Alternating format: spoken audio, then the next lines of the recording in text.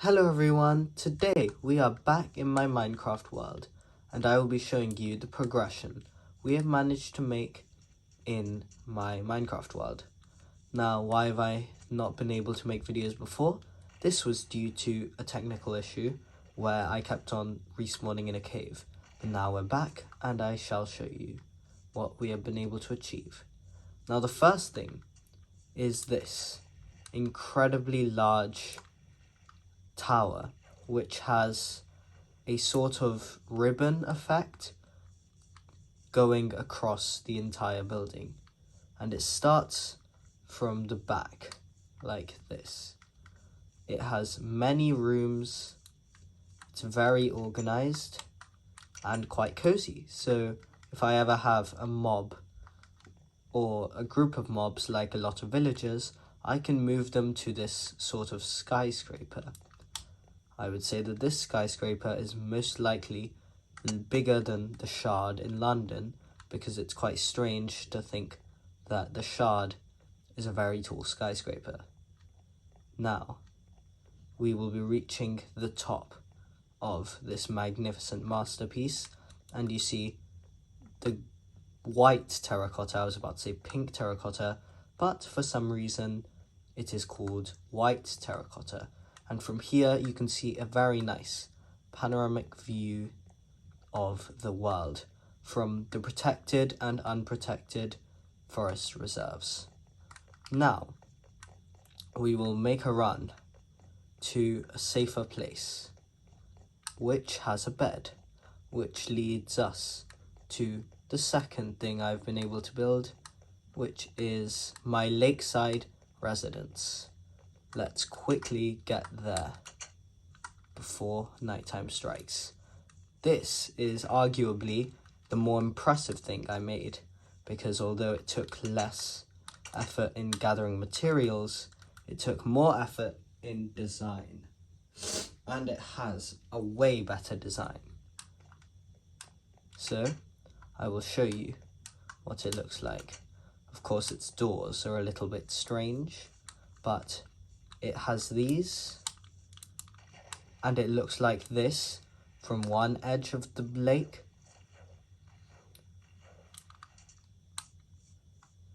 And it looks really nice, especially on the newly installed river traversal bridge. So, as you walk on this bridge, you'll be able to gaze on this lovely residence. And I'm sure that anybody would want to live there. Anybody. Let's see what we can see from the residence. Inside the residence, you are able to see this splendid view, which combines both architectural views and nature views. And you can even see the old house of our sadly deceased villager. And this house will one day house another villager. So now that I've shown you the new builds in my city, I will now show you a new advancement that takes us back in time, where people were not able to have enough housing and therefore needed to live in highly concentrated areas known as slums. And we have made a villager slum. Now you may be thinking, since I'm so advanced, why don't I just move them into my giant city? The problem there lies in the fact that I would have to transport them, and although it's not a very long distance, it would have to be over these hills, which proved to be quite a nuisance. So let us traverse from the back of the Rishi Mountain, which overlooks this village. Now, the Rishi Mountain used to be the water source for our lovely village, yet now, since they all live in a slum, water is not the first priority. And their first priority is to increase the population so that they can move out, because they are not allowed to leave until the population reaches high enough population for me to make an iron farm, which may seem cruel, but it is kind, because they will have more iron And with that iron, I will increase the amount of houses, and I will be able to move them to my city. So don't you worry, they will go under nice treatment. This is an agreement not of slavery, but of combined measures to increase living standards.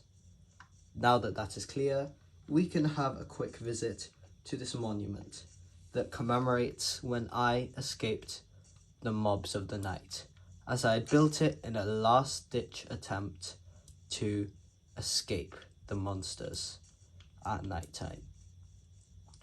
But I did not have a design in mind, so I just blocked upwards, and it actually ended up looking rather splendid.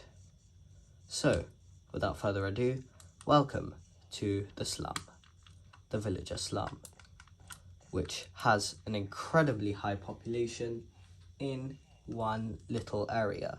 And there are many jobs available, so this is probably the most high-tech slum in this Minecraft world.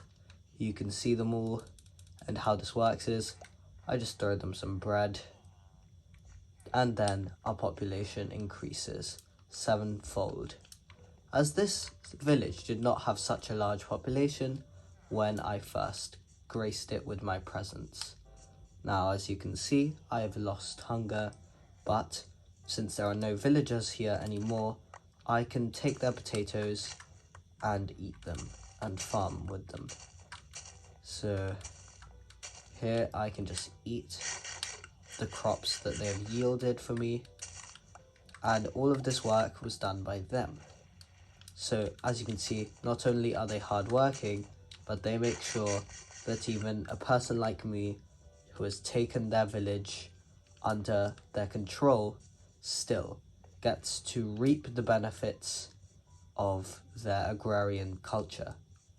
Now guys, I hope you enjoyed my video because it took an incredibly large amount of effort to make due to me having to fix those complications and build some things, because otherwise, if you don't have any progress, then a video would make no sense. So guys, once again, I thank you for watching, and I hope to see you in the next video. Goodbye, my fellows.